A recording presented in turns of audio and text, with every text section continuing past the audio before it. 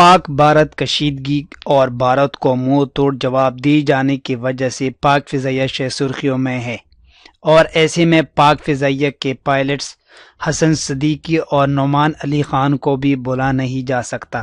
لیکن سینئر صحافی حامد میر نے ایک ایسے پائلٹ کی کہانی بھی سامنے لائی ہے جو 2 مختلف ممالک میں اسرائیل کے 4 طیارے گرا چکے ہیں، جبکہ اس سے قبل بھارت کا ایک طیارہ بھی گرا دیا تھا، اور بعد ازاں مشرقی پاکستان ٹوٹنے سے بنگلہ دیش کے شہری بنے اور بالآخر ریٹائرڈ ہو گئے۔ حامد میر نے اپنے کالم میں لکھا ہے کہ flight lieutenant Saiful Azam Pakistan air force کے بہادر شاہین تھے جن کو یہ اعزاز حاصل ہے۔ اس نے اپنی مہارت اور بہادری سے نہ صرف بھارت بلکہ اسرائیل کی جنگی تیاری بھی مار گرائیں۔ 1965 میں وہ PAF بیس سرگودا میں تعینات تھے، اور بھارت کے ساتھ جنگ کے دوران بھارتی ایئر فورس کا جنگی طیارہ مار گرانے پر انہیں ستارہ جرت ملا۔ اگلے ہی سال انہیں اردن بھیج دیا گیا۔